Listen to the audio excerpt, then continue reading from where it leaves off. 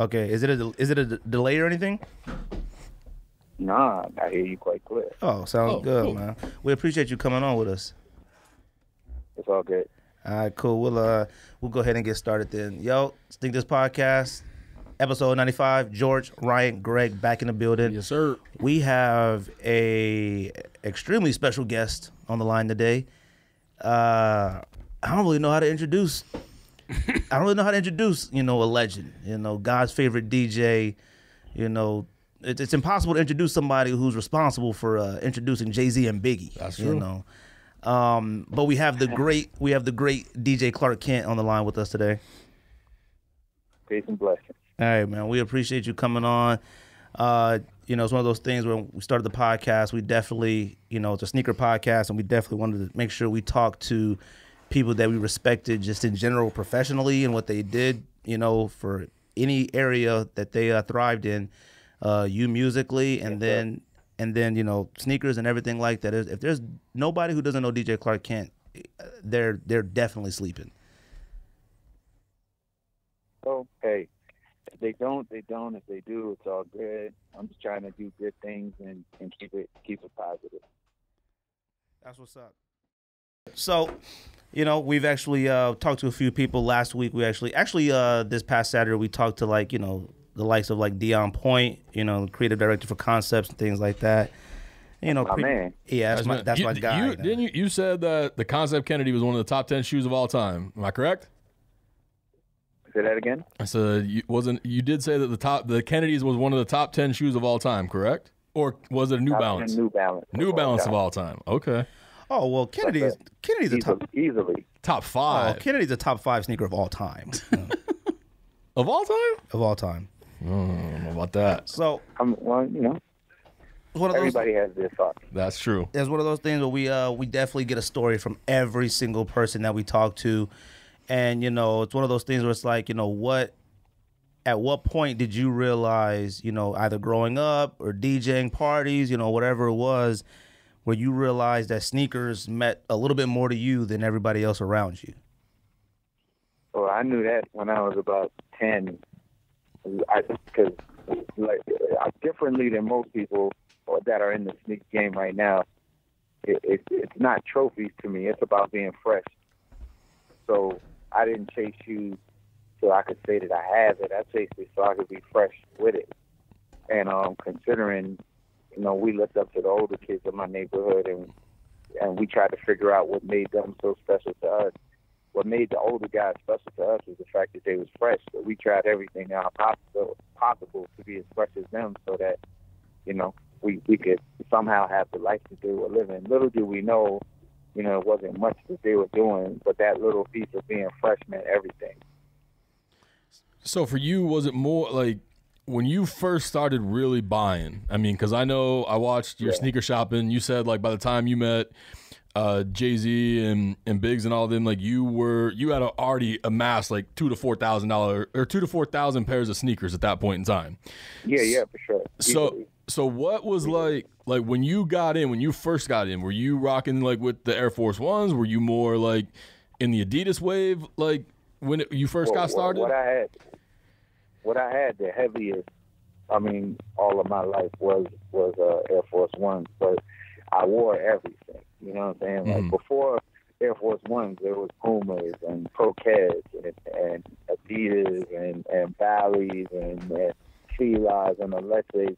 But when Air Force Ones hit, they hit in 82 and 83, 84. But in the midst of all of that, there was all kinds of other things happening. It's just that Air Force Ones were the hardest to get because they were really only coming out in Baltimore. So you had to go there to get them. And then when they finally caught on in New York in the later 80s, I was already all the way in, but I was wearing everything. I was wearing everything. You know what I'm saying? Had tons of Pro-Keds, tons of Pumas, tons of everything. I had it. I remember you said on Hot 97, you had told that story about when you had bought the Filas, and you made sure that you went back to your neighborhood and walked by the freshest dude in the neighborhood, just so he could see you in them. We talk about that on this show all the time. We talk about that feeling that sneakers gave you and it gives us. You know, one of the main reasons, and you know, and it's not even, you know, a flexing, stun, and all that stuff. It's obviously done differently than it was back in the day. You know, the way to stunt, the way to do stuff like that was to go to school, go to college, walk through the neighborhood, sharpen your pencil in class. Sharpen your, yeah, you get up for no reason in class just so everybody see your kicks. Nowadays it's social media, so it's a lot of people that kind of even kind of said that, you know, it's a little weird or crazy that we would say that, because one of the things that I enjoyed it, and I'm sorry, one of the things I got into sneaker was the fact that I could come walking through school wearing something that I knew everybody wanted and couldn't get. Well, yeah. Well, breaking necks was definitely the other part of it, but the breaking necks was because we were super fresh. It wasn't just like you had this shoe that nobody had. It was the shoe pulled back to that mock neck, that pulled back to those leaves, that pulled back to that knit, that pulled back to that suede front, that pulled back to that good Kango hat. It was the whole thing, but the sneakers started everything. You know what I'm saying? And you just wanted to break those necks. If your sneakers was clean, you could wear a dirty T-shirt every day. You know what I'm saying? And it was about the shoes. And so, yeah, you wanted to break the neck. You wanted the whole, where'd you get those? Oh, Someone definitely. asked you where'd you get those, the day you that's it. That's like winning a baby Grammy back in the hood. Was buying like a white pair and then switching the laces out to different colors, was that a thing you did when you were younger? Because I've heard on many interviews in New York City, you know, especially when the Air Force Ones and even before that with the Adidas wave, that's what a lot of guys were doing when they couldn't necessarily afford to buy multiple pairs of shoes. It was almost like you switch the laces out, you got 10 different pairs of shoes. Nah. I bought when I cop, I wear what's in the shoe. Got you. Very, very rare that I took the laces out and did something different. You know what I'm saying? Back in the day, only thing I would do is take the laces out back in the days and iron them. I think we've all done that at some point. You iron them so that they could be, so that the laces themselves could be a little wider. Like in Pumas, the wider your laces, the better. Right. It's funny because now I look at Pumas and think I would never do that again. You know? But yeah, back then, the wider the laces, the better it looked. Oh, you know what's funny? Like, I never ever switched laces out of sneakers until the Asics wave kind of like kicked off with Ronnie Feig and things like that, and we started putting in the rope laces. Yes. They would come with the flat laces. You never went with the rope laces? I mean, I never switched out laces. Like I don't switch out laces when the box opens. Whatever's in the sneaker, that's what gets worn. See, I can respect it. I always kind of feel like that. You know, they put so much work right now into giving you 3, 4, 5 laces, a box, and they give you everything. I feel like I gotta try out at least 1 or 2 of them to see what cracks off right.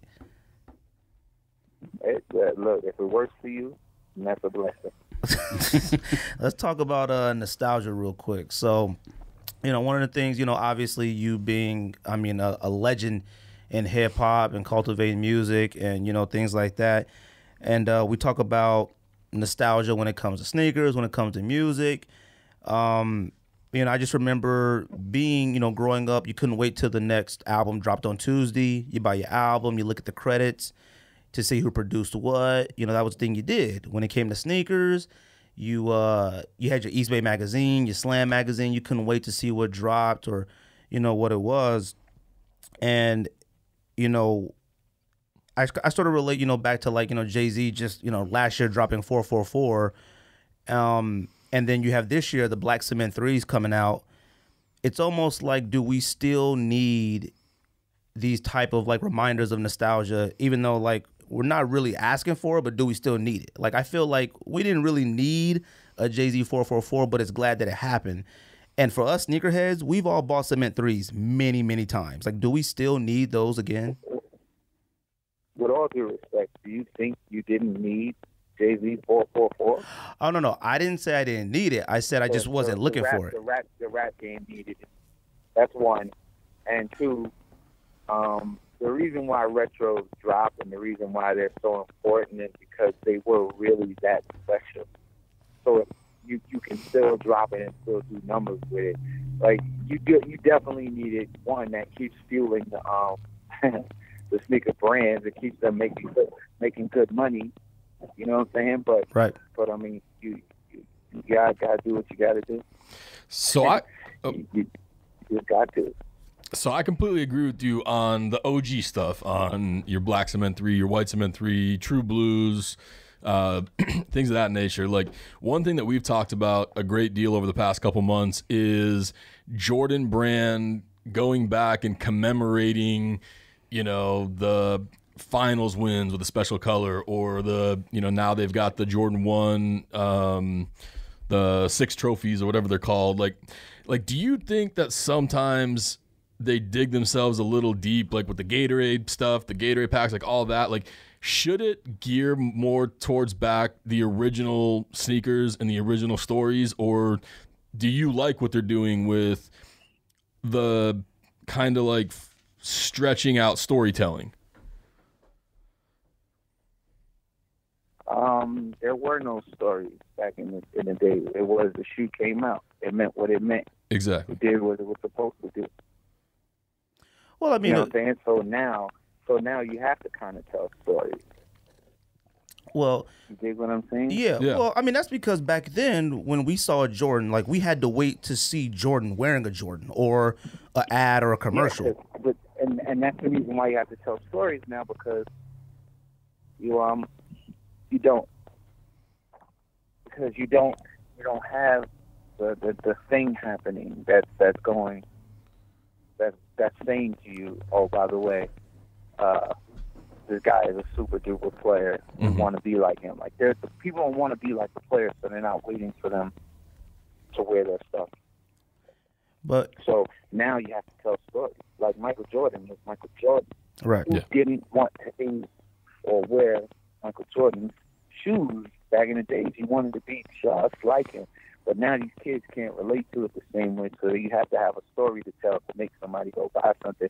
So now they're going to tell stories that are revolving around this enigma that was Michael Jordan.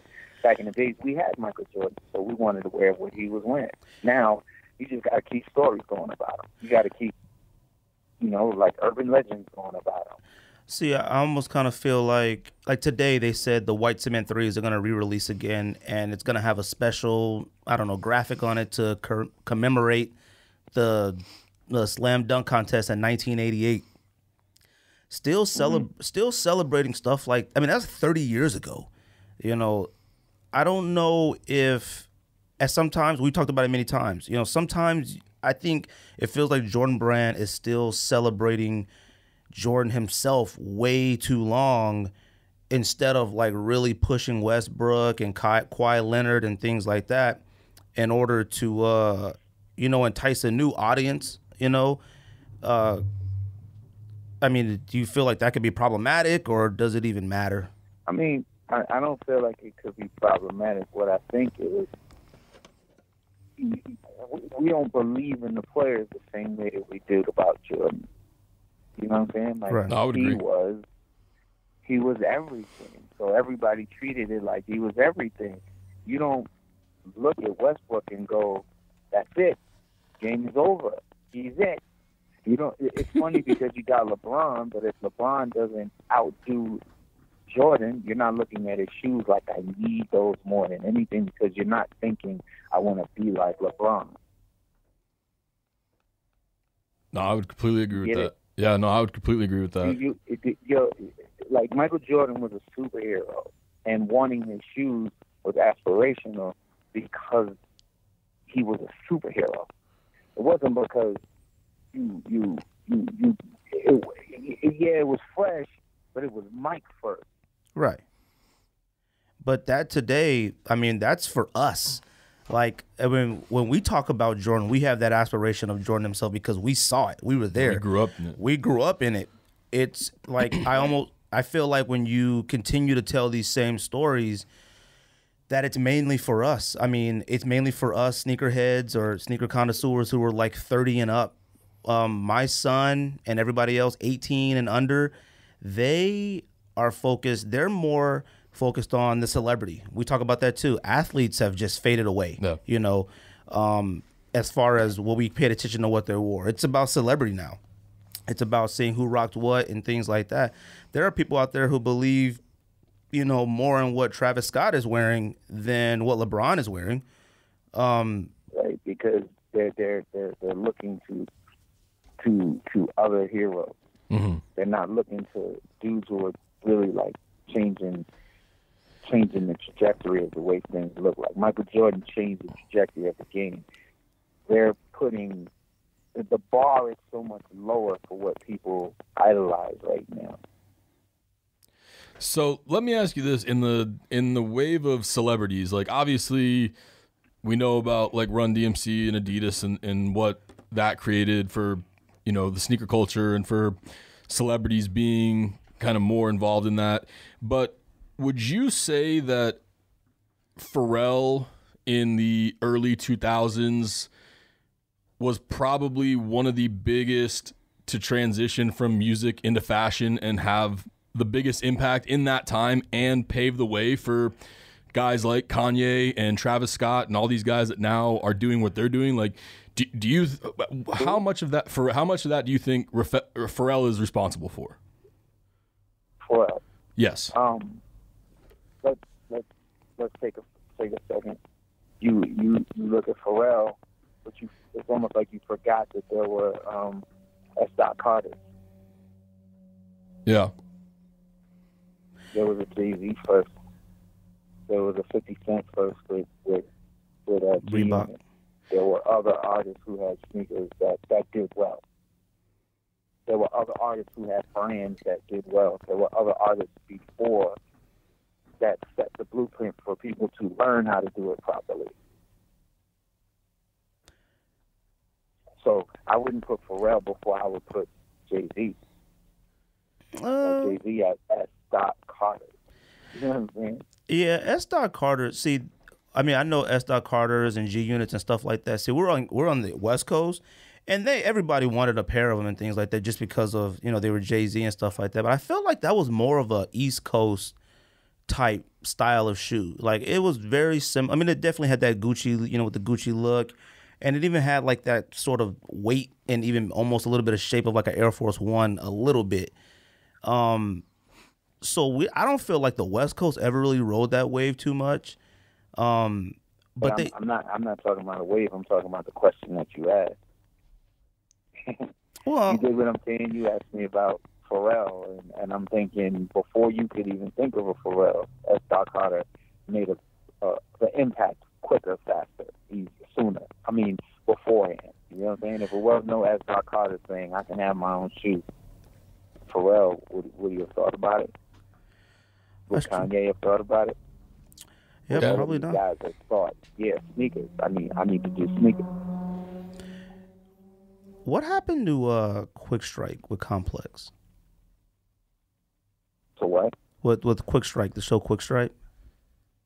Oh, we went on hiatus, and then we just decided we're not going to do it unless the situation is all the way right, and it hasn't been made right. So, you know, we're still very, very close friends. We just don't do the show anymore, but we talk all the time.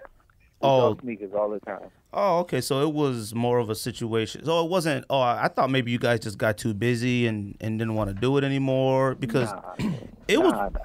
Oh, okay. Situations have to be right for people to do things with their time. You know what I'm saying? Right. I mean, it was it was probably the more solid show and one of the first ones I could think of as like an actual show besides, you know, anybody just reviewing sneakers. 100%. And I definitely had that PTI feel. And we actually, you know, look forward. I mean, I used to look forward to it. Yeah. It didn't come out like, you know, every week or every day, but it was something that I think I would love for it to come back in some aspect. Yeah. Well, the show, to me, it was great. And the thing is, it wasn't like we were doing it for any other reason but to have fun talking about sneakers. And you could always tell that. That's what made it come out right. Oh yeah, That's what made it the best. Yeah, the just the chemistry between you and Russ was great, and you could tell that you guys like actually enjoyed being there. You actually enjoyed talking about it, and you guys had the passion for it. And I think that's what made it so enjoyable to watch you guys. Yeah, we were having fun. I could say that. We definitely were having fun. That's definitely why we do our show. We're all friends, and we actually, you know, congregate. We know we have that chemistry, and which has made our show great. and we love doing it. You know, going back to, you know, talking about Complex a little bit, you know, watching the conversation, you know, I guess the panel you guys had at Complex Con, the list that you guys made for the top 10, did they have like sneakers for you guys to select, like to check off as what you would put in that top 10, or did you guys like get to freehand write those in? Because some of those were, I didn't. No. Well, let me answer your question first. Okay. No, they were given to us, and we had to work what was put in front of us. I mean, if you watched it, you see one of the first things I said was, how is Futurecraft not in it? Right. You know what I'm saying? That how is Sonra not in it? There's brands and shoes that should have been on the list, and they just weren't. I mean, so I kind of thought it was a little not right.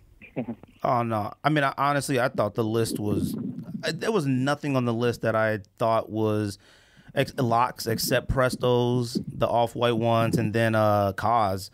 Everything else, like Supreme up-tempos and stuff like that, I don't feel like that's anywhere near anybody's top 10 sneaker of 2017 list. Well, there you have it. I think I mean, there's a lot of stuff on that list that I really didn't agree with, but when it comes to I think there's a lot of stuff on the list that a lot of people didn't agree with. I just know that we were asked to argue the situation. That was the situation.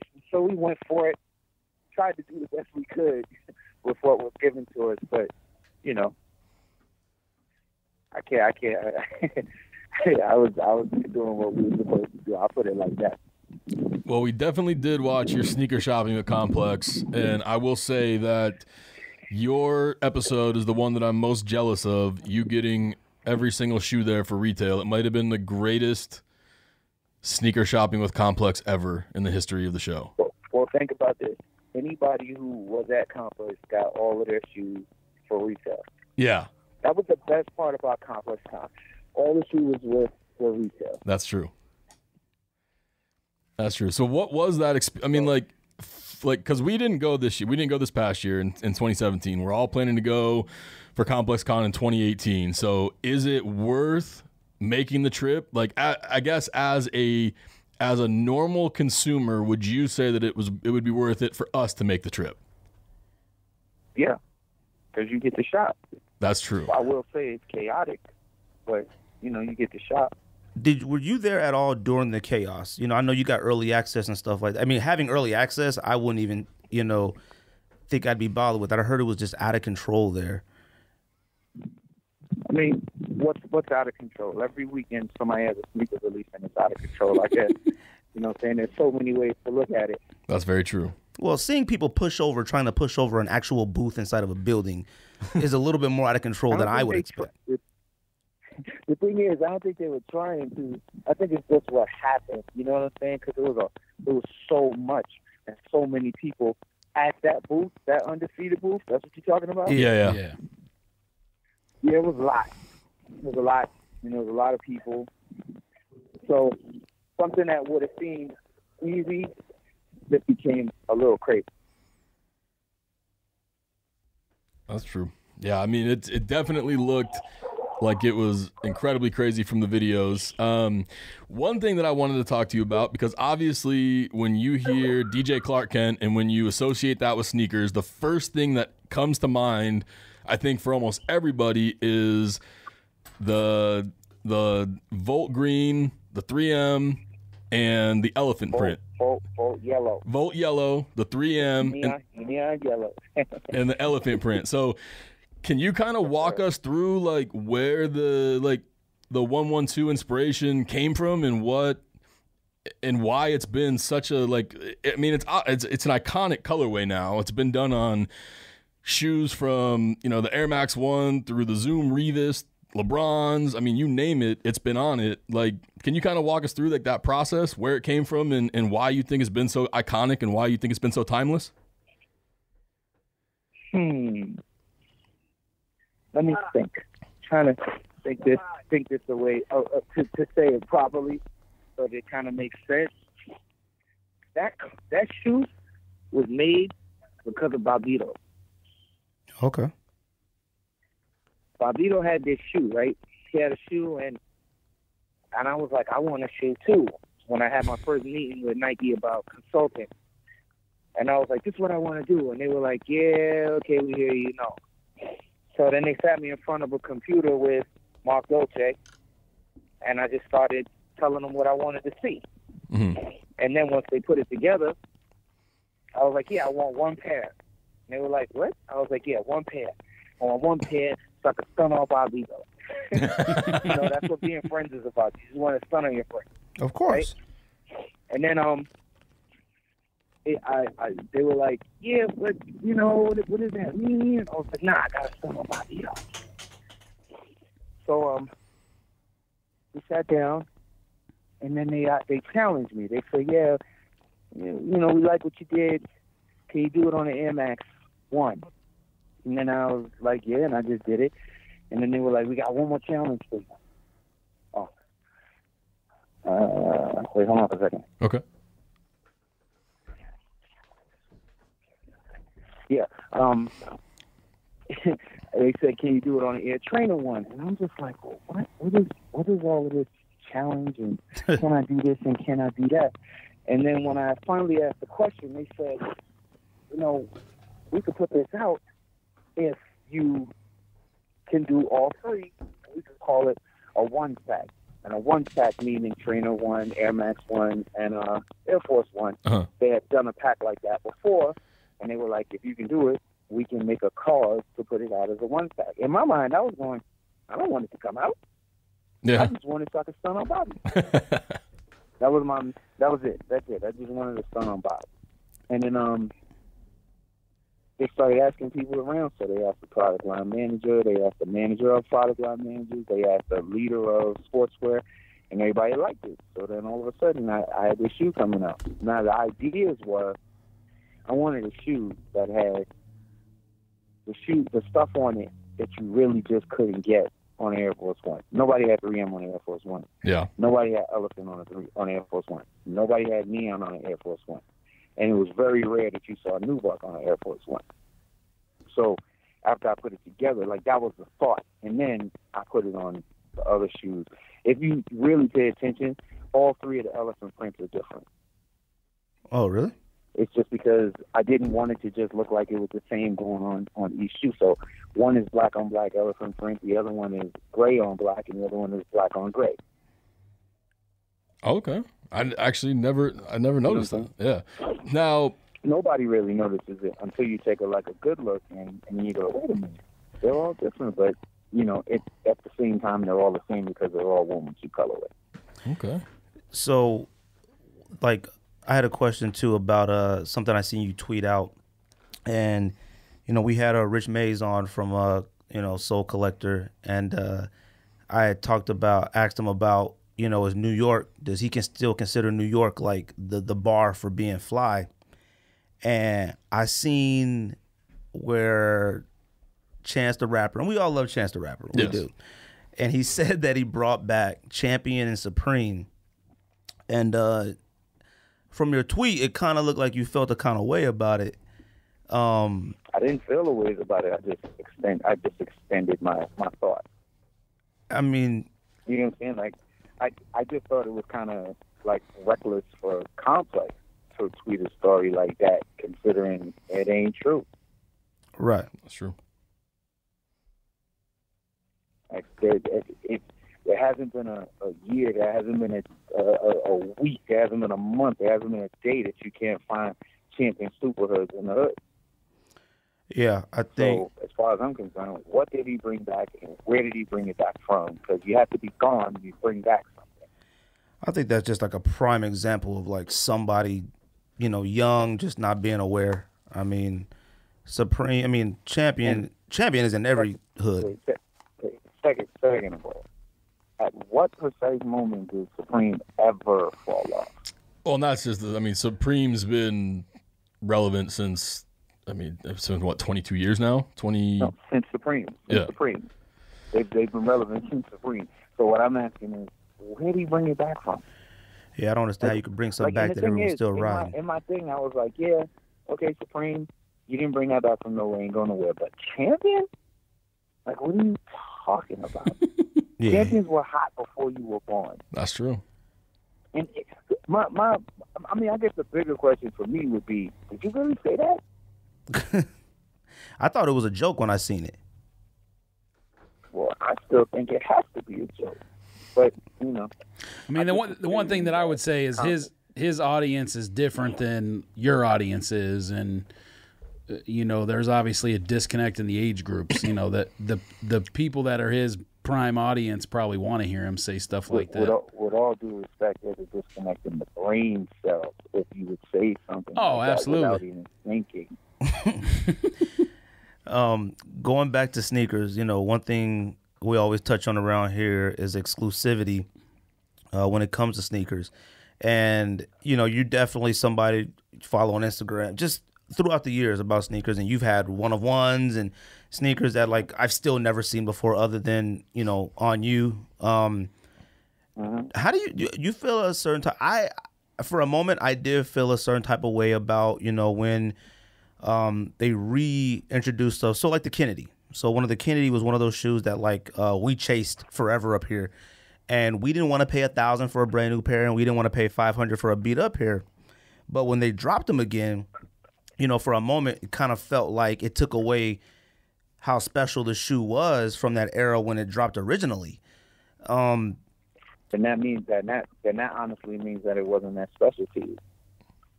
And that's the thing too when we talk. If it's the exact same shoe, and you want the exact same shoe that you couldn't get before, and now you can get it now, how is it not still the exact same specialness? And when we talked to Dion about that, say what? I just want you to think about it for a second. Oh no! When we wanted this shoe. When we talked to Dion about it, and, you know, we went over the stories about, you know, their thought process behind, you know, the different concepts behind the shoe, I had said, you know what, I would never, ever say that again because of the work that goes into the shoe, the story, the thought process behind it, and also just giving others the opportunity to even own that shoe if they're not willing to pay that resale price. But coming from somebody like you, like, do you feel any type of way about it when you get something that, like, you know, that was just for DJ Clark Kent, and then if they decided, you know, we're just going to drop this for everybody now, does that bother you at all a little bit, or is it one of those things where... Never. Because if I wanted it, I wanted it. Right. I don't care who has it. If I want it, I want it. But you did say that you wanted a 101 112 colorway so that you could stunt. Yeah, I wanted that just for Bobby. But you have to also understand that story wasn't for everyone. That story was just a fact. And it was about Bobby. And it was because Bobby had a 101 and he stunted on me with it. So I just wanted to start back on my friends. That's what friends do. Yeah, that's true. Does Clark Kent still, quote unquote, you know, have a hard time getting sneakers, or is that just blasphemous? Of course. Really? Of course. Are you on like sneakers app and things like that trying to get off white packs and stuff? Of course. Really? Of course. See, I mean, you know, obviously us just being three regular consumers, we just automatically assume people that have been in it for your time don't have to ask for favors or anything like that. It's just one of those things where you're just given the option if you want it or not. Well, let me say this. My name ain't Usher. My name ain't Jay-Z. I might have a little bit of status in the game, in the music game, or in the sneaker game, but yeah, there's a bunch of stuff that's fleeting me. Huh. I would have thought for sure that DJ Clark Kent would get boxes delivered to his door. Anything he wanted. Sometimes I do. But then in 99% of the time, I don't. But the difference is I do know how to shop better than most. What do you mean? Excuse me? What do you mean? Just the way I say it. I shop better than most. Okay. So when kids mad because they couldn't get it, I'm going, where'd you look? That's true. It is all about where you go look, because there are, especially out in New York. I mean, it's not the same out here in Phoenix, but I'm sure in New York there's a lot of hidden gems. Before you go any further, I don't get nothing out of New York shopping. Really? So there it is again. It's about how you shop. Okay. So something that came out today that I'm salty that I didn't get my hands on is the Air Jordan Levi 4. Were you able to get a pair? Yep. Yep. And how are they? They're great. Are they? If you're into that kind of thing. Oh, I think they're amazing. I think it's an absolutely beautiful shoe. So, did DJ Clark Kent go and shop for that shoe, or was that delivered to the door? Yes, he did. He did? He shopped. Oh man, they still got any?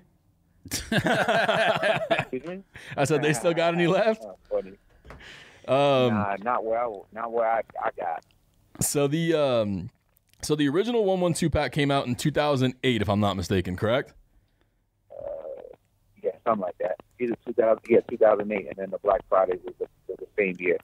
Okay, so when Nike came and approached you and said, "Hey, we want to do this on an SB pack," how did you feel about transitioning like what you had created from the one pack into? I think there was a Dunk Low, a P Rod, and was there one more? It was two. It was two P Rods and a Dunk Low. Okay. The funny part is the Dunk Low was supposed to come out like months after the P Rod. It's just that when they showed the SB accounts, the shoes, all of the SB accounts were like, well, we want the SBs now. Uh-huh. So they forced them all to come out at the same time. It was actually supposed to be the two P Rods, and it was supposed to be a testament to me and Paul's friendship. Uh-huh. Me and Paul are actually friends. And like when his first shoe dropped, I did the party for the release of the Futura and the Air Jordan ones. That was his first P-Rod shoe was the Futura and the Air Jordan, and I did the party for it. You know what I'm saying? Like out in New York, it was his first release. We did a party at KCDC. It was dope. It had a skate ramp, everything. It was nuts. And since then, we've been friends. And so the P-Rod, I was supposed to do like 4 different ones before. We just never got to it. So we got to this one. We did it. And it was it was a testament to our friendship, but also my respect to the skate game. Yeah. And I always wanted to do the Dunk Low. And I was like, it's not right for me to do it unless skate world understands that I'm kind of attached to them. I'm attached to them through Paul. He's my boy. So that's the reason why I did 2 Paul shoes. And then it was going to be, okay, now that you understand he's my man, here's that Dunk. Gotcha. It's just that it got retailers, they got a little hot. And we're like, yeah, we need that now. So out of everything the 112 shoe colorway has been put on, because my personal favorite is, Greg and I are both huge Zoom Revis fans. Like the Zoom Revis to me is the greatest. One of the greatest. I think it's the greatest trainer of all time. Like I would put it ahead of the Dion shoes, ahead of no. Cruises. That's not ahead of Cruise. Ahead of Turf trainers, Diamond trainers. So out of every shoe that the 112 colorway. Wait, ahead of Trainer SC? Yeah, ahead of Trainer SC. Revis was more comfortable. What? Revis was way more comfortable than the Trainer SC. Any retro old Than a Bo Jackson? Oh no. Bo Jackson has the story and has one of the probably the most athletic men of all time to back it up, and it just has that history. But we're talking about like trainers, they never really evolved to anything to where like I felt like they were ever comfortable. There was no trainer that was ever comfortable until like Revis's. Cruises are uncomfortable still. What was the model they used for the Supreme? Wait. Trainer? What about Air Trainer SC 2010? The SC 2010? Those weren't comfortable at all either. I mean, there were They're like not comfortable? No, not comfortable at all. I do like SCs a lot. And when I was in high school, I had the red, white, and gray colorway, and it was honestly probably one of my favorite shoes of all time. But for some reason, like when the Zoom, and maybe it was just because there hadn't been such a great like crossover trainer in such a long time. For some reason, when the Zoom Revis came out, I had to have it, and I had to have like every colorway of it. And it's a good shoe. It's a great shoe. For sure. And, you know, so that is probably by far my favorite that the 112 colorway has been done on. But, like, what is the most special to you, or the one that you covet the most out of the colorway that you created?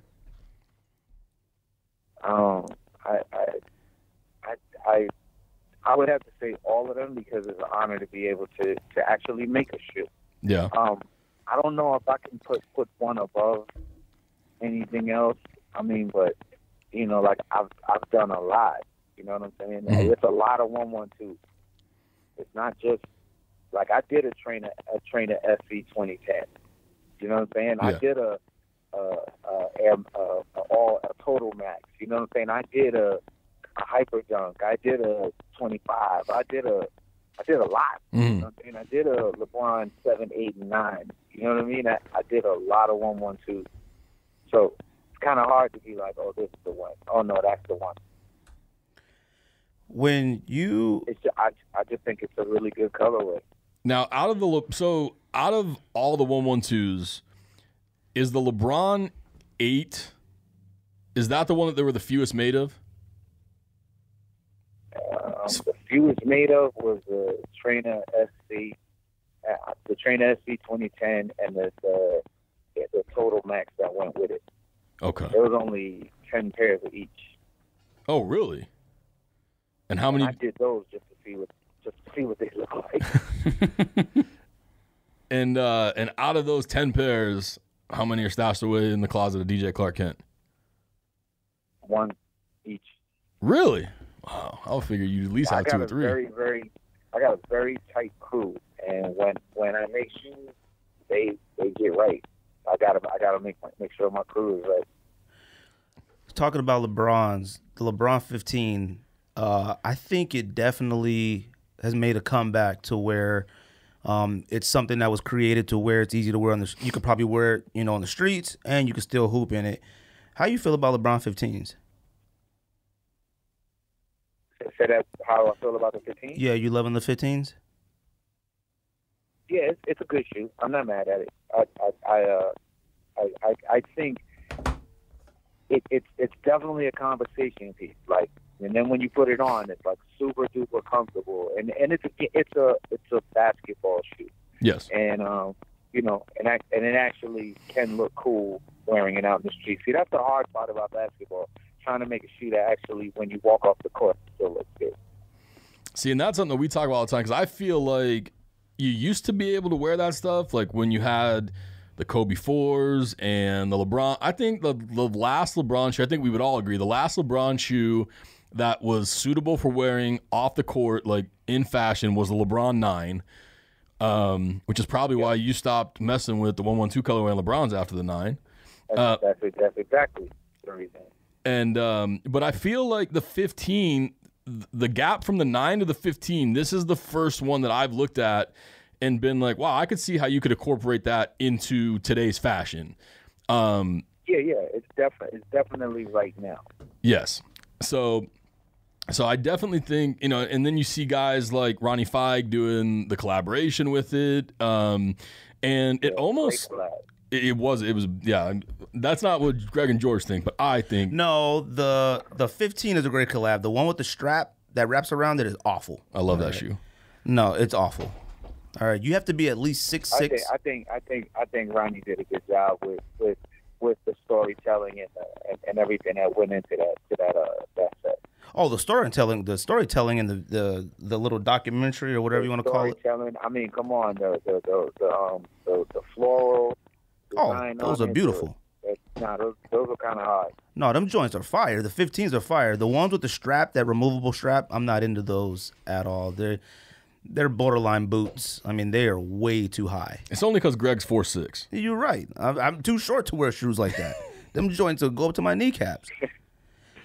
But, when it comes to I think I've kind of elevated past the storytelling type thing. I love a good story with, knowing where they came from the beginning. Like, I like the stories that, we got out of Dion last week about the development of collaborations. Ronnie, we haven't talked to Ronnie yet, but I'm sure the stories about the process behind doing certain collaborations are extremely, knowledgeable and something that we'd want to hear. But, you know, when you come out with stuff like, you know, now going back to like Nike and just basic brands, I don't know, I kind of feel like they're stretching it or reaching it when you come out with a Flight Jacket 6 or a Gatorade pack. I feel like it's a lot of stuff that is just out there just to populate the market. It's nothing, like I don't feel a story behind the Gatorade pack. Like we all understand the Like Mike whole thing, but it just kind of seems like something that's just thrown together. Let me ask, do you like the shoes? Which one? The ones of the Gatorade. I mean, you would do like Jordan 1s.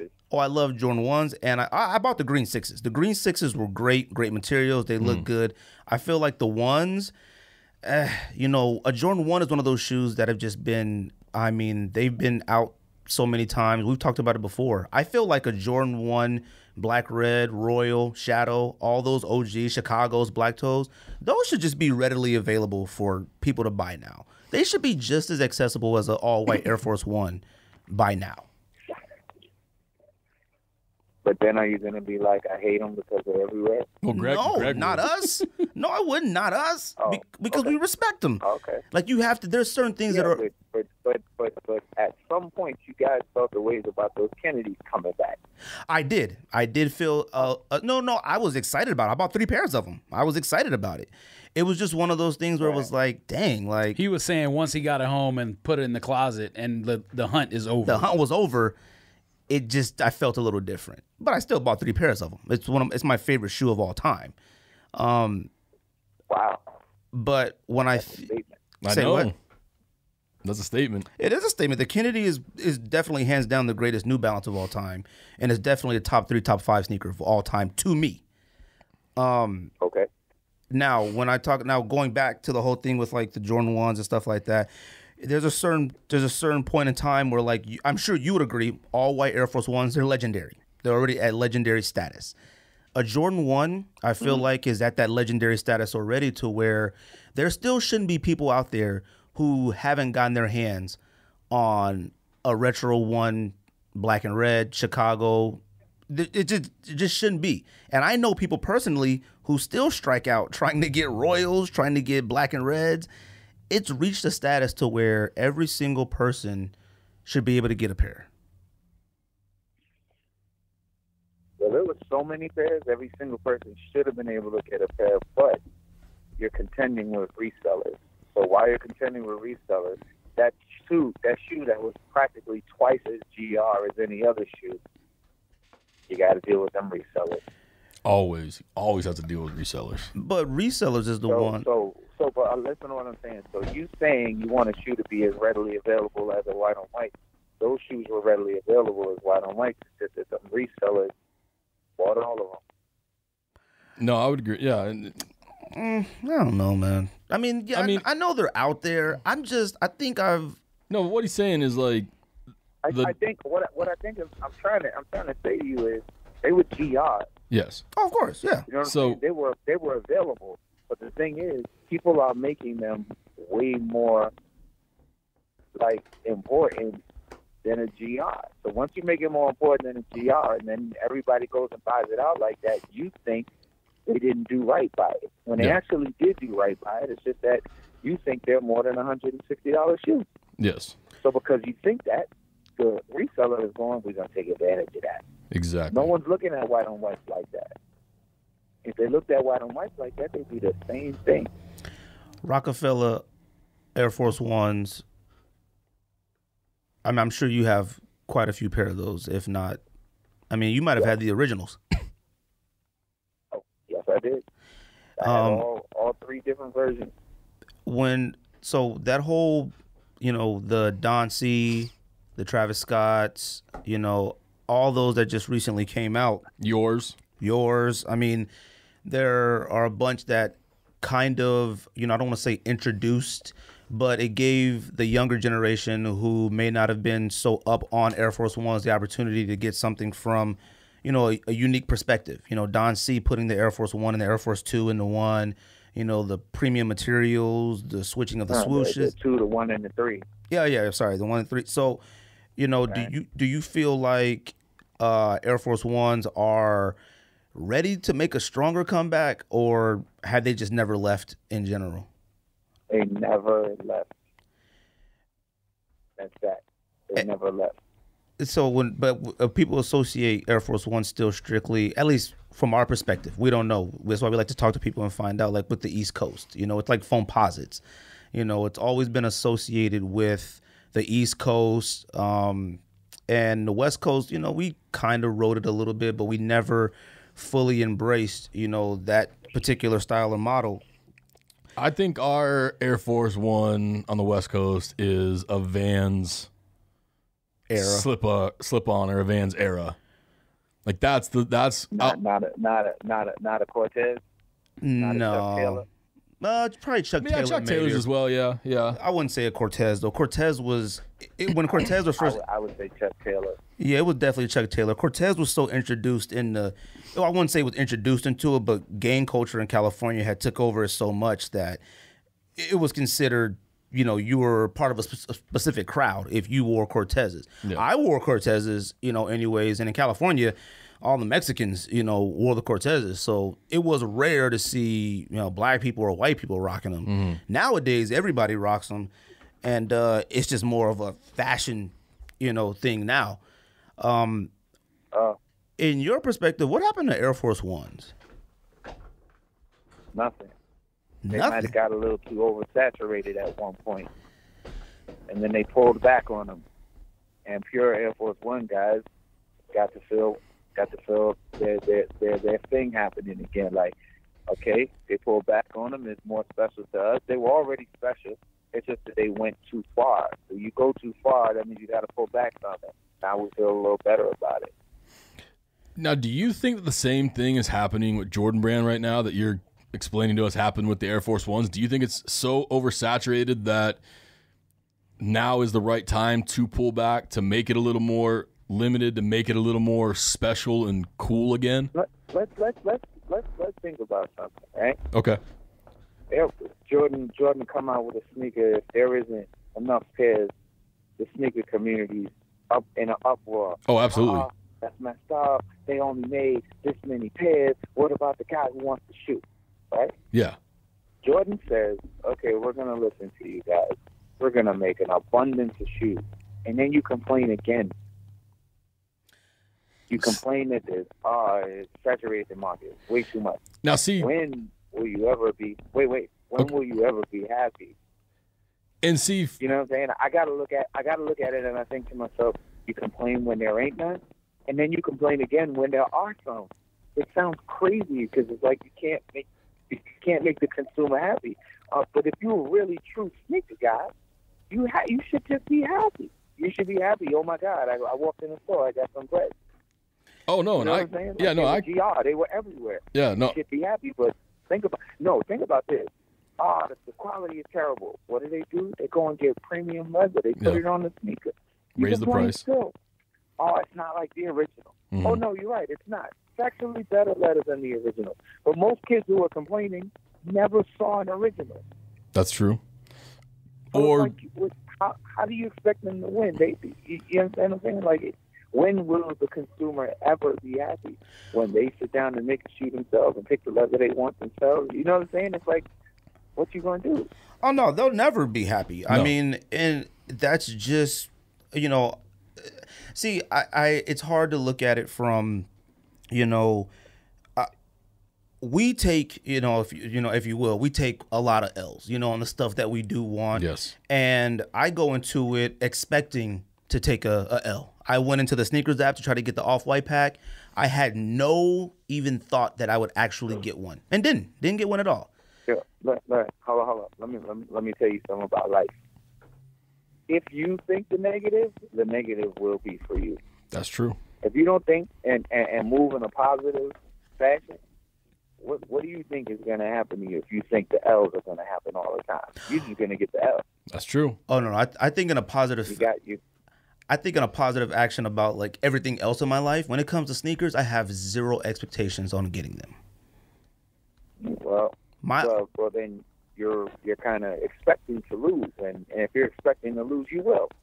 And, definitely, because then when I win a cause in a raffle, it's shocking. I get a cause 4, black, and I'm like floored because, like you said, the resellers and everybody out there, it makes it difficult to even. It almost feels at times impossible to buy stuff. It almost does at times. And you could sign up for as many online raffles as you want. You could go get as many tickets as you want. You could even go stand outside out there with the masses if anybody still allows that. If you accumulate enough, losses when it comes to sneakers online, you got every single app, you got every single locator, you got every single confirmation, and you still can't get anything you want without visiting StockX or GOAT or any website or eBay, it's really not a bad. You really have a hard time of not naturally going into those situations with those expectations. Like it's it's hard. Like if you're surrounded by the regular consumer, and they're taking those L's as well. It's hard to even come in there with that expectation. So it does make it a little bit more exciting when you do finally get that W and get something that you really did want. I hear you. Like I don't ever. Yeah, I look at it. I go into every situation with a positive thought, and if it doesn't work out, then I understand in a positive way that it wasn't for me. Oh yeah, I every single release, like the Levi's that dropped today, my mindset was like, oh yeah, I'll just have to sell 5 pair of sneakers for $100 each and pay $500. That was my mindset from the get go. When they shut it down. I hear you. Like that's, I look at a lot of things like that. Like there's certain things cause. If I really wanted cause, we've accumulated a lot of sneakers. We're definitely not on a DJ Clark Kent level, but we all will have in the 200-300 pairs of sneakers in our closet. And I know for a fact that if I really, really want that, I will go home and sell 10 pairs for $50 and go and buy that pair of sneakers because I'll wear that one versus the whatever nonsense I have in my closet. I hear you. And, and I know that we're on totally different wavelengths when it comes to like being able to get sneakers and things like that. I would probably be a lot more positive if I was, a Clark Kent or anybody like that. And I'm not even trying to be negative. I'm not even trying to be negative when it comes to it. It's just more of, like I said, we're just the regular consumer. We're 3 regular guys who just got off work. And all took L's on Levi's. We all got the emails. Sorry, not this time. Sorry, next time. Sorry, try again. Sorry, next time. So it gets a little discouraging at times. And then, like you said, you have to ask yourself, if Levi 4s were just laying everywhere, how would we feel about them? Hello? How would I feel about it? No. We have to ask ourselves that. We have to ask ourselves, if Levi 4s are just everywhere, how would we naturally feel about them then? Well, how would you feel about them? Well, I feel like that I would still like them in general, but like you said, stuff that when Jordan saturates the market and they sit, then I would have been like, oh, I'll wait till them joints get to the outlet or his kicks deals, and I'll get them for cheaper. Yeah, see, then I have to look at it like you don't actually like the shoe that much. You like the hype. Listen for a second. You like the hype if that's the answer, because. It should be. If you told me that they were just everywhere, I'd be 10 pairs deep. If I like it, I like it. I don't like it for the hype. I like it for the shoe. So if you're telling me that because of the GR, if it was a GR, then you'd be like, yeah, I wait for it to hit the rack, the sell rack. That's kind of like, well, what, do you like the shoe? Well, see, for me, it's because I'm cheap. So like. Air Force Max is one of my favorite shoes of all time because I grew up here in Phoenix.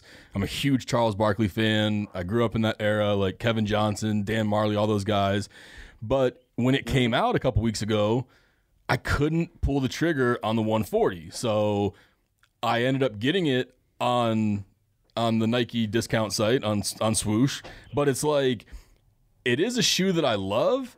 But since I knew that I didn't need to move on it immediately and I could be patient and wait and get it cheaper, I did that. And it would be the same thing. Like George and I have been waiting since George was 38 and I was 12 for the Agassi LWP to come back out. But I know that we're like 2 of maybe 10 people in the United States waiting for an Agassi LWP to come back out. So I won't have to move immediately to be able to get my hands on a pair.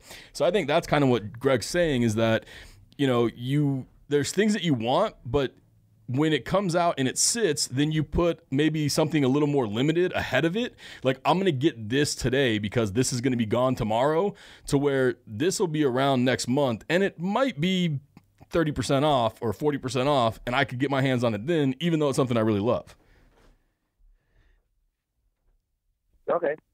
But, and we talked about this the other week too. Well, okay, but see, this is the thing. See, it's hard to talk like regular consumer and like DJ Clark Kent's perspective. I completely understand what you're saying, but see, there's times that everything is so hyped that we just have to buy it. Yes. You can't walk into Nike and say, hey man, you mind if I try on the Cos 4s? You mind if I see it? They won't even let you. So you just have to buy it. Mm-hmm. You get it in the mail and you look at it and you say, if you walk into a store and the shoe is there on sale, you can try it on. Oh no, I'm talking about into a store and it's I'm talking about like the limited stuff. Like the limited stuff. Listen, if you walk into a store and you have the ability to buy the shoe, you can try it on. I mean, I don't know about. I can't say if I want to raffle for a size. If I want to raffle for a size 10 and I go to Nike to pick it up, I can try it on if I want. But if I need to get a different size, I can't. Okay, but if you win it for your size and you feel like you want to try it on, I don't care where you are, you can try it on. Yeah. See, here's the thing. Say you win this raffle, you get the shoe, and you get there, and in person you hate it. Like, what's the point of buying it? You understand what I'm saying? So you can try it on. So don't let anybody tell you that that's not the case. Oh, no, I'm speaking more from, like, buying it off the sneakers app or something like that. Like, if I buy it off the... Well, that's different. Here's the kicker part about that, too. When they get to you, if you don't like it, you can return it.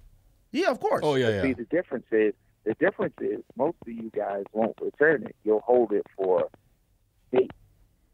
And the thing is, like, shit, if I don't like it, I'm taking it back.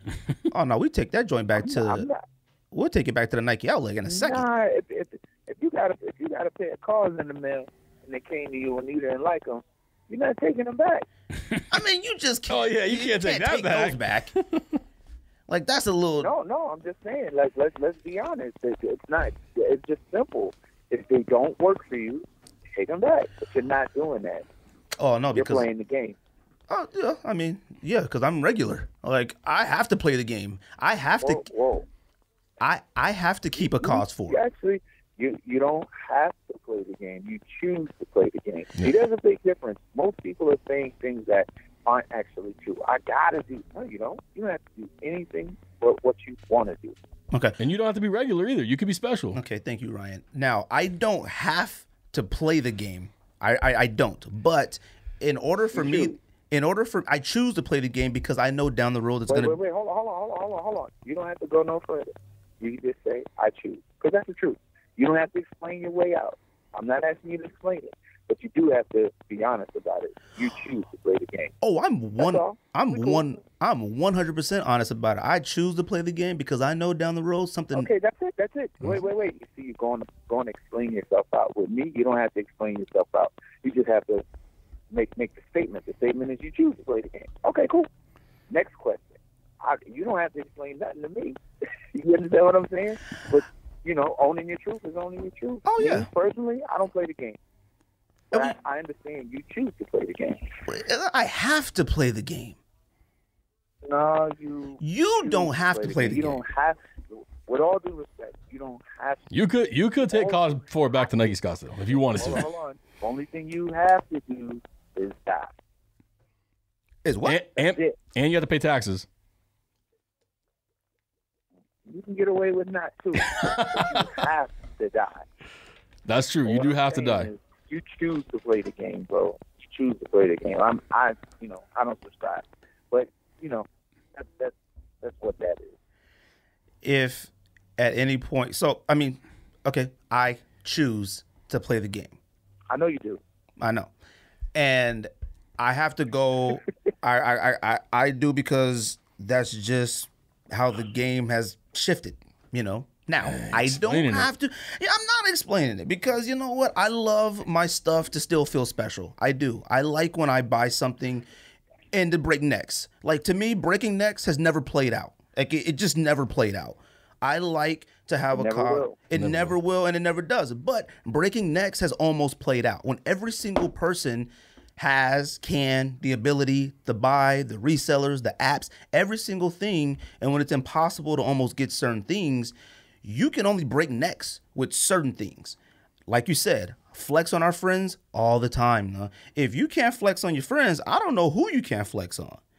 And and like I love a good GR here and there, but I know for a fact I will never pay retail for a GR if it's gonna sit on the shelves. I'm not. How do you know GR is going to sit on the shelf until it's on the shelf? Oh, you know, you can tell nowadays what's going to sit on the shelf. I knew Gatorade ones would sit. I knew Gatorade ones would sit on the shelf. I didn't. I did. I knew Gatorade ones would sit on the shelf, and I knew greens wouldn't. I thought greens would, honestly. Like, I thought greens would be around at least for a day. I thought they would be available. When I struck out on the sneakers app, I was very surprised that I did not get a pair. I mean, I think pre-sale prices help a little bit with that, gauging what's going to sell out and what's not going to sell out. I mean, so many people have early access to authentic pairs, and you can check StockX and GOAT and all that kind of stuff.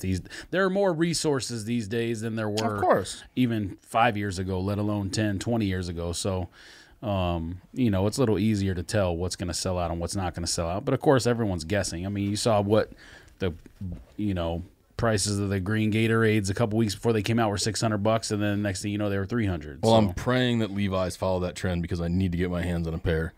But from now on, I'm going into every raffle, every time I open my phone with the DJ Clark Kent mindset of I'm going to get these, and I'm going to manifest every sneaker I want for myself. So Joe LaPuma had talked a lot about. What'd you say? I hope it works out. I do too. It won't, because then he'll text us in our thread and cursing and angry about how he took another L and lost and wasted 3.5 hours sitting on the Adidas splash page waiting to try to get a pair of Yeezys or something. Oh, those are hard. Those are Saturdays. Joe LaPuma had talked a lot about getting his Levi 4 and like distressing it, or maybe skating it or whatever, to where it self-distress. Are you planning on doing anything to yours, or is it once again the open the box, wear it the way it comes? Well, I don't know. I don't know. I don't know what's gonna happen. You know? I mean, could you wear a shoe enough? Maybe if I get another pair, I'll do something soon. But, you know, you've seen some of the pairs, I assume, of what the artists are doing to them, though, right? The pictures. No. Oh, okay. I really, you know, no. I'm not watching. Yeah, there's been a lot of people like kind of painting them up, kind of like distressing them like they would with denim, things like that. But I mean, those won't see your feet enough times to be distressed in any way. So, how many times does DJ Clark Kent wear a pair of shoes before they get retired? Once. One and done? Yeah. Wow, you don't ever pull anything out of the closet for a second spin? Unless it's like a one of one. Wow. Yeah. So how many pairs would you say, like, do you still pretty much keep everything, or is there a large amount of shoes that I give most of it away? Okay. I did see that picture on social media around Christmas time. That's pretty cool. You said you gave about 100 pairs away? A little more.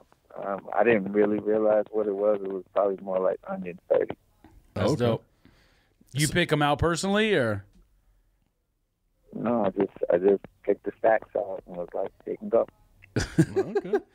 So one thing we kind of touched on was out here on the West Coast, you know, Vans have never really gone away. It's kind of like the Air Force One on the East Coast and Tim's. Like, it's always been relevant here, but it started to pick up slowly over the past probably 3 to 4 years again and become a little more mainstream. So I noticed yesterday, or a couple days ago, you posted a pair of the Fear of God Vans. I'm guessing that was a gift to you from Jerry. But is that a shoe that you've kind of messed with like throughout the course of, or is it something that you haven't really ever got into? No. Some Vans, you know. Yeah. So what, like out there on the East Coast, what would be the more popular Vans? I mean, like, are people there wearing skate highs? Are they wearing old schools, authentics? Skate highs, old schools, authentic. There's a lot of authentics and errors too. I mean, all of them. You know what I'm saying? They're being worn. Yeah. You like what you like. Okay. Yeah. I just didn't. I mean, because of course there's kids that are riding the wave. I mean, but if you understood what it was, if you knew about Vans from before, none of this is a surprise to anybody. That's true. And I noticed like you have a couple Yeezys here and there, so it seems like you kind of aren't fully on the Boost wave like most people have. Like I know you have a couple. The funny thing is, I actually love Ultra Boost. It's just super hard to find in my size. And a 13? In Ultra Boost, I'm a 14. Oh, 14. Oh, yeah, that's true. You got to size up in those. That's true. Yeah, that's it. Because, I mean, most of them max out at 13, right? And even the 13s are very hard to find. I always see a few size 14 Yeezys anywhere. 14 Yeezys seems like are a little easier to get your hands on. Yeah, that's not hard. What's the next shoe you're looking forward to? Wow, if I could have that answer. 20 pairs of black cement 3. Oh, that's a must. That's a must for everybody. How do you feel about those red toe Jordan 1s coming out? I mean, they're cool. I like Jordan 1s. I'm a big fan of Jordan 1s. So yes, I'm big. Anything that's in a color that's close to what he played in, yeah. Are you a Jordan 1? I gotta say this, man. It was great to be on, but I gotta jump. Okay. We appreciate the time, my man. Yeah, we greatly appreciate it. Thank you so much. Thank you, man. I appreciate you guys, and I'm sorry I got to jump off so quick, but I got to. Oh, no worries. It's all good, man. We appreciate it. All right, brother. All right. Take care.